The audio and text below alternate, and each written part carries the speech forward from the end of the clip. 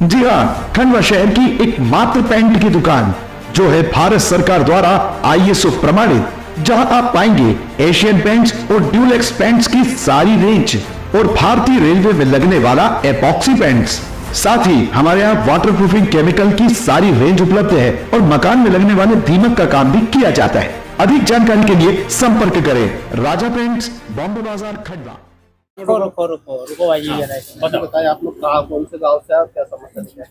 हम ये बोलना चाहेंगे, हम टिटगांव से आए हैं और टिटगांव से आए और हमको इंसाफ ये मिले कि हम कब्रिस्तान के बाजू से रहते हैं और हमारे साथ में अन्य लोग भी रहते हैं और सब समाज के लोग रहते हैं और उसमें हमारे पे क्यों आता है मकान तोड़ने की बात।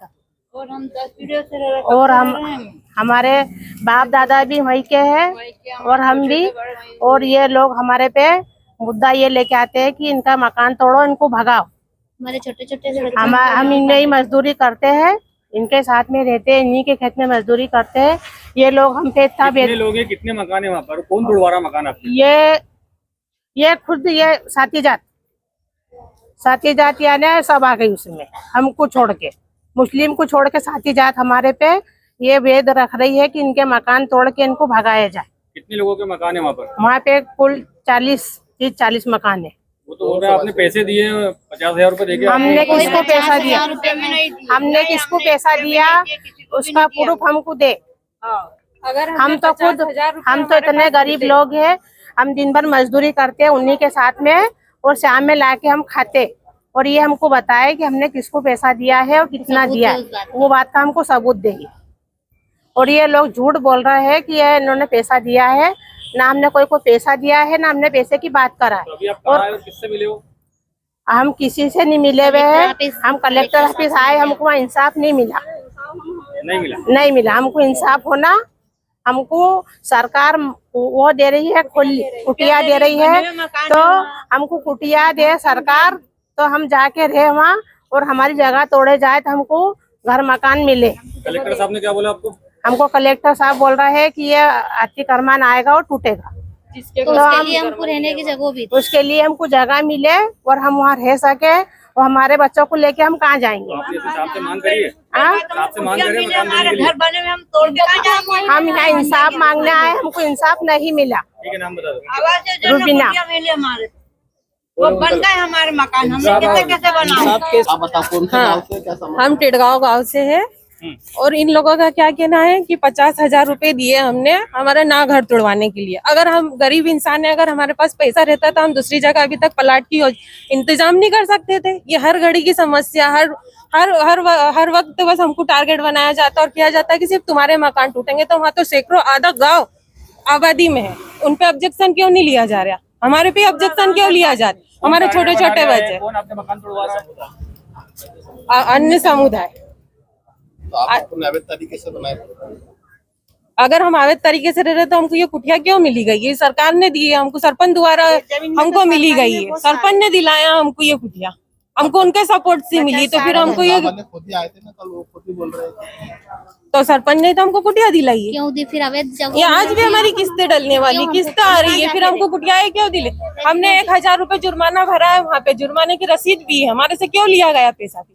ये जुर्माने की रसीद इनके जरिए भराई गई है। आपसे मिले तो क्या बोले उन्होंने? उन्होंने किया है कि जिनके घर का अतिक्रमण, जिनके घर का, ऐसा नहीं बोले कि पूरी पट्टी की ये है कि 30 घर, जिनके घर का अतिक्रमण, तो किसके घर का? मुसलमानों के घर का अतिक्रमण दिया हुआ है?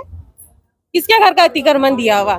ये कौन सी बात हुई है? पूरा आधा गांव अतिक्रमण में, तो पूरा गांव की फिर पूरी वो करी जाए। अगर टूटेंगे, अगर इनका कहना है टूटेंगे तो पूरे वहाँ की चेकिंग होनी चाहिए, यानी कि किसी के भी घर तोड़ दिए और बस रहे हुए, ऐसा होगा नहीं। मतलब आप चाहते हो सबके टूट जाए? अरे तो जब हम अवैध जगह में रह रहे तो आधा गाँव अवैध जगह में, उनके खिलाफ ऑब्जेक्शन क्यों नहीं उठाया जा रहा? हम गलत है और वो जो लोग रह रहे वो सही है। हमको बताए उनका प्रूफ, वो प्रूफ बताए उनका, हमारे पास प्रूफ नहीं है तो वो उनका प्रूफ बताए ना। और जो लोग आ रहे हैं उनके तो बड़े बड़े घर, बिल्डिंग बने हुए, उनको कोई फर्क नहीं पड़ने वाला अगर हमारे गरीबों के घर टूट भी जाए, है ना। ये जो लोग आ रहे हैं ना, इनके घर आप जाके देखिए, इनके घर आप जाके देखिए, इनके कैसे महल बने बड़ी बड़ी जगह, तो इनको कोई फर्क नहीं पड़ेगा, है ना, गरीबों के घर टूटने से। इसलिए यहाँ हम इसीलिए आए कि हमको इंसाफ मिले। और अगर इंसाफ अगर करना है तो फिर एक जैसा इंसाफ करें, ये ना कि हिंदू मुसलमान चुन के उनके घर तोड़ा जाए। अगर करना है अतिक्रमण तो पूरा गांव की चेकिंग करी जाए, उससे पहले कोई अतिक्रमण नहीं होना चाहिए। ठीक है, नाम बता दो। परवीन वशीम। समस्या यहाँ लेके आए थे? खंडवा के पास में एक गांव है टिडगांव, जहां पर जिसके मामले को लेकर कल कुछ लोग कलेक्टर साहब के यहाँ पर आए थे, जिन्होंने धरना प्रदर्शन किया यहाँ पर और उनसे मुलाकात की। मामला बस मैं इतना कहना चाहूँगा कि वो जो ज़मीन है वहाँ पर हिंदू भाई भी रहते हैं और मुस्लिम भाई भी रहते हैं और आपसी सौहार्द के साथ में रह रहे हैं, वहाँ पर मिलजुल कर रहते हैं। मगर कुछ जो चिटपंजू जो नेता किस्म के लोग हैं, जो धर्म की राजनीति करते हैं, वो लोग आए दिन वहाँ पर जा रहे हैं और माहौल को ख़राब करने की, वहाँ जो सद्भावना बनी हुई है उसको ख़राब करने की कोशिशें कर रहे हैं। तो हम यहाँ इसी आवेदन के लिए आए थे कि इस किस्म के जो लोग हैं उन लोगों पर कार्यवाही की जाए और वो जिस भी किस्म के काम कर रहे हैं उस पर रोक लगाई जाए। दूसरी बात ये कि वो यहाँ पर आए और उन्होंने धरना प्रदर्शन किया, जबकि 9 अक्टूबर से धारा 144 लागू हो चुकी है। तो जब धारा 144 लागू है तो फिर ये किस हिसाब से यहाँ पर धरना प्रदर्शन कर रहे हैं? बस इतनी बात मैं कहना चाहूँगा कि ये जो कुछ भी हो रहा है प्रशासन इसके खिलाफ कार्रवाई करे। ये आते हैं यहाँ दबाव बनाते हैं और कार्रवाई करवाने की कोशिश करते हैं, तो प्रशासन कब तक दबाव में आकर कार्रवाई करेगा? न्याय हासिल करना सबका यहाँ पर अधिकार है, कानून ने हमको अधिकार दे रखा है और ये सबके लिए एक है। तो जब कानून सबको समान अधिकार दे रहा है, वहाँ पर मुस्लिम लोग भी रह रहे हैं, हिंदू लोग भी रह रहे हैं, आपस में भाईचारे के साथ रह रहे हैं, तो उन्हें परेशान न किया जाए और वहाँ पर जो माहौल खराब करने की कोशिश की जा रही है या दंगा करने की जो साजिशें की जा रही है, ऐसा करने वाले लोगों को रोका जाए। मेरी प्रशासन से यही निवेदन है। कौन सी जमीन है, कहाँ का मामला और कौन लोग वहाँ पे जो ये फैला रहे हैं? यहाँ खंडवा से कुछ किलोमीटर आगे जो है टिडगांव नामी ग्राम है, वहाँ पर जो ज़मीन है उस पर कुछ लोगों के घर बने हुए हैं। लगभग 30 के करीब मकान है एक पट्टी में, जिसमें लगभग 15-17 मुस्लिम घर है और 15-17 जो है 15 के करीब गैर मुस्लिमों के भी घर हैं, जो वहाँ पर आपस में साथ में रह रहे हैं। तो इनका कहना है कि अवैध तरीके से बनाए गए हैं। तो अगर अवैध तरीके से बनाए गए हैं तो वहाँ पर तो सब साथ में रह रहे हैं। आप सिर्फ मुस्लिमों को टारगेट क्यों कर रहे हैं? पिछले कई वीडियोस में हम देख रहे हैं, यहाँ पर ये आवेदन लेके आ रहे हैं, इनका टारगेट सिर्फ और सिर्फ मुस्लिम पक्ष होता है। भाई अगर वहाँ पर साथ में रह रहे हैं तो सब रह रहे हैं साथ में, सिर्फ मुस्लिम पक्ष थोड़ी रह रहा है। तो अगर आपको आवेदन देना है और आप इतने इंसाफ पसंद है तो आप फिर आवेदन दे रहे हैं तो सबके खिलाफ आवेदन दे। आप एक ही पक्ष को क्यों टारगेट कर रहे हैं? प्रशासन ने वहाँ अभी तक कोई कार्रवाई की है क्या? अभी वहाँ पर आदेश दिया है 30 तारीख तक के खाली करने के बारे में कहा गया है। अब वहाँ पर जो मकान बने हैं वो प्रधानमंत्री आवास योजना में भी कुछ मकान जो है बने हुए हैं, तो फिर वो मकान कैसे बने? इस मामले में भी फिर तो जांच होगी। सभी के लिए है या इस एक पक्ष के लिए? अभी फिलहाल में जो देख रहे हैं कार्रवाई, तो अभी कुछ हुई नहीं है, आदेश आए हैं। अब आदेश के बाद जो कार्रवाई होगी वहां से पता चलेगा कि प्रशासन सबके मकान तोड़ता है या सिर्फ मुस्लिम पक्ष के मकान। नाम बताओ। राजिक खान, APCR। क्या मामला लिखा है? देखिए, अभी जो बवाल मचा हुआ है टिडगांव को लेकर, तो वहाँ पर खुले शब्दों के अंदर मैं ये बात कहना चाहता हूँ, आप सभी मीडिया के माध्यम से मैं ये बात रखना चाहता हूँ कि उस जगह के ऊपर, जिस जगह पर जो ये विवाद किया जा रहा है, वो जगह पर सैकड़ों मकान बनाए हुए हैं और जो सैकड़ों मकान है वो सर्व समाज के मकान है, ना कि सिर्फ और सिर्फ एक विशेष समुदाय के। लेकिन यहाँ पर ये देखा जा रहा है कि एक विशेष समुदाय के जो मकान है उसको टारगेट किया जा रहा है।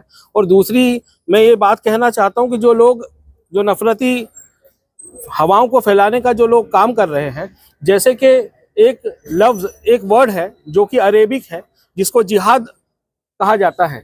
सो मैं सभी लोगों को आज इस मीडिया के माध्यम से जिहाद जो है उसका जो अर्थ है वो बताना चाहता हूँ कि भाई आप लोग जो है, what do you understand about जिहाद? It is an Arabic word.